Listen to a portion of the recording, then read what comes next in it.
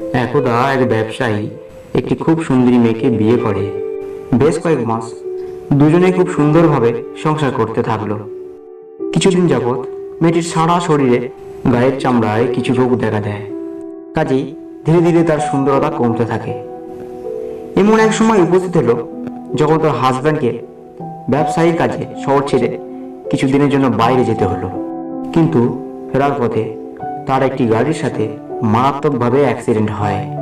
অ্যাক্সিডেন্টের ফলস্বরূপ তার চোখ দুটি ড্যামেজ হয়ে গেল এবং ক্রমশ সম্পূর্ণভাবে তিনি অন্ধ হয়ে গেলেন। কিন্তু তারা নিজেদের বিবাহ জীবনকে আগের মতোই এগিয়ে নিয়ে চলতে থাকে। এদিকে মেয়েটির সুন্দরতা সম্পূর্ণভাবে নষ্ট হয়ে যায়। কিন্তু স্বামী অন্ধ হওয়ার দরুন এ ব্যাপারে কিছুই টের পেল না। কাজেই বিবাহ জীবনে এ নিয়ে কোনো সমস্যার সৃষ্টি হলো না। স্বামী স্ত্রীর প্রেম আরও যেন গভীর রূপ নিতে থাকে। সাময়িক সুখ যেন তাদের সংসারে উপচে ওঠে যখন তার স্ত্রী হয় গর্ভবতী। দুজনে কত স্বপ্নই না দেখতে থাকলো তাদের ভাবী সন্তানকে নিয়ে। কিন্তু একদিন হঠাৎই মেয়েটি পা পিছলে সিঁড়ি থেকে নিচে পড়ে যায়। মাথায় তীব্র আঘাতের দরুন তাকে আর বাঁচানো গেল না। প্রিয় স্ত্রীর মৃত্যুতে অন্ধ স্বামীর মাথায় যেন আকাশ ভেঙে পড়ল।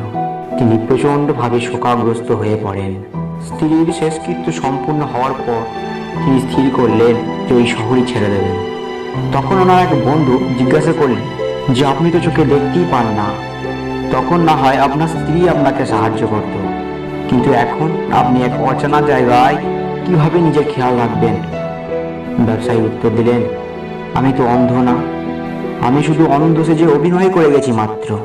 কারণ আমার স্ত্রী যদি জানতে পারতো যে তার কদর্যতা আমি দেখতে পাই, তবে সে ভিতরে ভিতরে গুমড়ে গুমড়ে শেষ হয়ে যেত।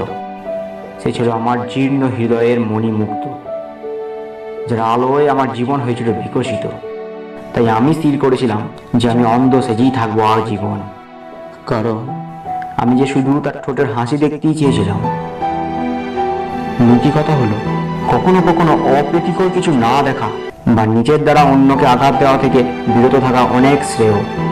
আর এমনটা করলে সাধারণ জীবন আরো সহজতর হবে নাকি? আমাদের ভিডিওটি ভালো লাগলে লাইক করতে পারেন এবং আমাদের চ্যানেলটিকে সাবস্ক্রাইব করতে পারেন।